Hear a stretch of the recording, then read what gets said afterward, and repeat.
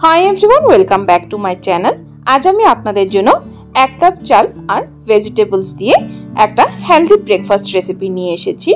बानानो खूबई easy एबं खूबई कम समयेर मध्ये तैरी हये जाय, खेतेও टेस्टी हय। बाच्चादेर थेके बड़ोरा सकलेই खेते पारबे এই रेसिपिटी। तो बंधुरा देखे नेওয়া যাক आजकेर এই चाल भेजिटेबल्स दिए तैरी करा चिला रेसिपिटी। आजकेर এই ब्रेकफास्ट रेसिपिटी तैरी करार जोन्नो एक कप परिमाण चाल आमी प्राय 3 থেকে 4 घंटा समय ভিজিয়ে রেখেছিলাম। আমরা যে নরমাল ভাত খাই ঘরে যে চালটা, সেই চাল দিয়ে তৈরি করতে পারবেন। এখন চালটার একটা পেস্ট তৈরি করে নিতে হবে। আমি একটা মিক্সিং জার নিয়েছি, আমি ছোট সাইজের মিক্সিং জার নিয়েছি যেহেতু আমার চালটা কম। যদি আপনাদের বেশি হয় তাহলে বড় সাইজের মিক্সিং জারটা নেবেন। আমি জল ঝরিয়ে চালগুলো মিক্সিং জারে ঢেলে নেব।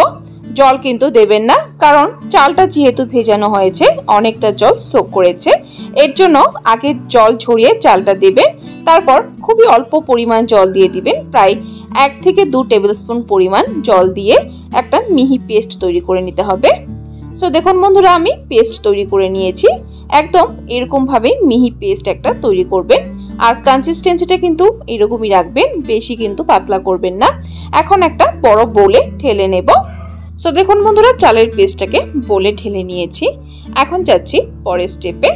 এখানে আমি গ্যাসের ফ্লেম জ্বালিয়ে একটা প্যান বসিয়ে দিয়েছি। এর মধ্যে দিয়ে দিয়েছি 1 টেবিলস্পুন পরিমাণ তেল। তেলটা গরম হয়ে যাওয়ার পর এর মধ্যে দিয়ে দিলাম 1 টিস্পুন পরিমাণ গোটা জিরে, তারপর দিয়ে দিলাম 2 টেবিলস্পুন পরিমাণ আদা গ্রেট করে, আর দিয়ে দিলাম 1 টিস্পুন পরিমাণ কাঁচা লঙ্কা কুচিয়ে। ঝালটা কিন্তু আপনাদের স্বাদ অনুযায়ী দিবেন। তারপর দিয়ে দিলাম 1 টেবিলস্পুন পরিমাণ কারি পাতা কুচানো। এখন সবগুলো উপকরণ 1 থেকে 1.5 মিনিট সময় মিডিয়াম ফ্লেমে রান্না করে নেব। বেশি সময় কিন্তু রান্না করবেন না। 1.5 মিনিট হয়ে গেছে। 1.5 মিনিট পর আমি দিয়ে দিলাম এখানে 1 টিস্পুন পরিমাণ সাদা তিল। তিলটা কিন্তু স্বাস্থ্যের জন্য অনেকটাই হেলদি, আপনারা হয়তো অবশ্যই জানেন তিলে ক্যালসিয়াম থাকে। তিলটাকে দিয়ে 10 থেকে 15 সেকেন্ড নেড়ে চেড়ে তারপর গ্যাসের ফ্লেমটা বন্ধ করে দেব। গ্যাসের ফ্লেমটা বন্ধ করে এখানে দিয়ে দিলাম 1 টিস্পুন পরিমাণ চিলি ফ্লেক্স। চিলি ফ্লেক্সটা কিন্তু একদমই অপশনাল, যদি পছন্দ না করেন স্কিপ করতে পারেন। চিলি ফ্লেক্সটা দিলে দেখতে সুন্দর লাগে, আর চিলি ফ্লেক্সটা কিন্তু অবশ্যই গ্যাসের ফ্লেমটা বন্ধ করে দেবে। চিলি ফ্লেক্সটা যদি পুড়ে যায় তাহলে কিন্তু লুকসটা ভালো আসবে না। গ্যাসের ফ্লেমটা বন্ধ করে তারপরে চিলি ফ্লেক্সটা দেবেন। সো বন্ধুরা দেখুন তৈরি হয়ে গেছে মশলাটা। এখন এটাকে আমি চালের পেস্টের মধ্যে ঢেলে দেব। মশলাটা এইভাবে তৈরি করে দিলে কিন্তু চিলিটা খেতেও টেস্টি হয় এবং দেখতেও ভালো লাগে। সো দেখুন বন্ধুরা দিয়ে দিয়েছি সম্পূর্ণ। এখন এর মধ্যে দিয়ে দিলাম 2 টিস্পুন পরিমাণ সুজি। সুজিতে কিন্তু চিলাতে একটা খুবই ভালো টেস্ট আসবে। তারপর এর মধ্যে দিয়ে দিলাম কিছু ভেজিটেবলস। এখানে আমি গাজর গ্রেট করে দিয়ে দিলাম, আর দিয়ে দিলাম টমেটো ছোট ছোট টুকরো করে। তারপর এখানে নিয়েছি আলু গ্রেট করে। এখানে আলু গ্রেট করে আমি জলে ভিজিয়ে রেখেছিলাম যাতে আলুটা কালো হয়ে না যায়। এখন আলুর এক্সট্রা জলগুলো চিপে ফেলে দিয়ে তারপর আলুগুলো দিয়ে দিব এখানে। এখানে আপনারা সবজিটা কিন্তু নিজেদের পছন্দ অনুযায়ী দিবেন, যা যা ঘরে থাকে বা যা পছন্দ করেন সেগুলোই ইউজ করবেন। সো দেখুন বন্ধুরা, আলু আমি দিয়ে দিয়েছি। এখন এর মধ্যে দিয়ে দিলাম স্বাদ মতো নুন, দিয়ে দিলাম খুবই অল্প পরিমাণ হলুদ গুঁড়ো কালারের জন্য, আর দিয়ে দিলাম কাশ্মীরি লাল লঙ্কা গুঁড়ো 1 টিস্পুন পরিমাণ, সেটাও কিন্তু কালারের জন্যই দিয়েছি। তারপর দিয়ে দিলাম 1/2 টিস্পুন পরিমাণ হিং, আর দিয়ে দিলাম 1/2 টিস্পুন পরিমাণ জিরে গুঁড়ো। এখন সবগুলো একসাথে ভালো করে মিক্স করে নেব। সো দেখুন বন্ধুরা, ভালো করে মিক্স করে নিয়েছি। ব্যাটারটা একটু ঘন হয়ে আছে, খুবই অল্প পরিমাণ জল দিয়ে দিলাম। জলটাকে দিয়ে আবারও ভালো করে মিক্স করে নেব। এই ব্যাটারটা কিন্তু একদমই ঠিক থাকবে, ঘন থাকবে, পাতলা কিন্তু একদমই করবেন না। আপনারা হয়তো দেখেই বুঝতে পারছেন কতটা ঘন করেছি। তো চলুন বন্ধুরা এখন চিলাগুলো তৈরি করব।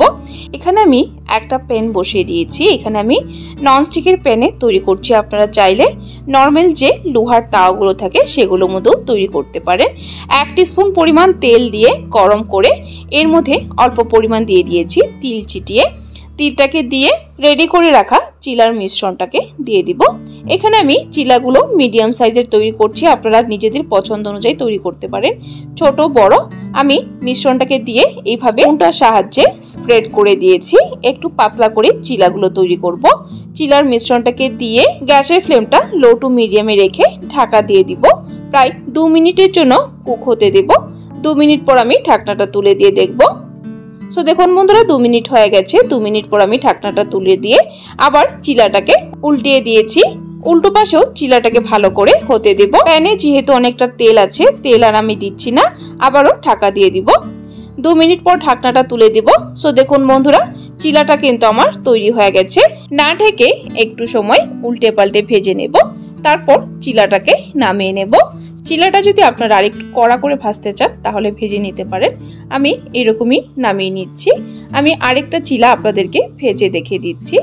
একটু পরিমাণ তেল দিয়ে দিয়েছি। তেলটাকে দিয়ে একটু স্প্রেড করে দিয়ে তার উপর একটু তিল দিয়ে দিয়েছি।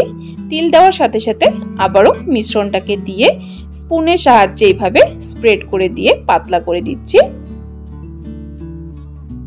সো দেখুন বন্ধুরা স্প্রেড করে দিয়েছি।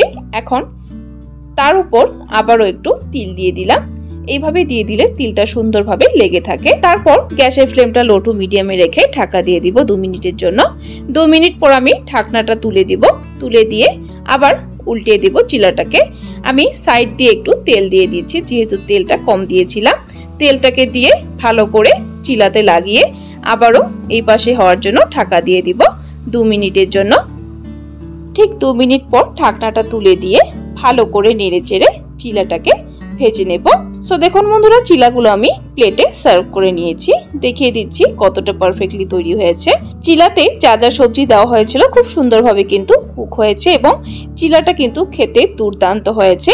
অবশ্যই একবার এইভাবে ট্রাই করতে পারেন। আশা করছি আপনাদের পরিবারের সকলেরই পছন্দ হবে। এইভাবে হেলদি চিলা তৈরি করে কিন্তু বাচ্চাদের লাঞ্চ বক্সেও দিতে পারেন। সো বন্ধুরা আমার আজকের এই রেসিপিটি কেমন লেগেছে কমেন্ট বক্সে কিন্তু জানাতে ভুলবেন না। আর যদি রেসিপিটি ভালো লেগে থাকে একটা লাইক দিতেও ভুলবেন না। আরও এরকম রেসিপির আপডেট পাওয়ার জন্য চ্যানেলটাকে সাবস্ক্রাইব করে দিবেন।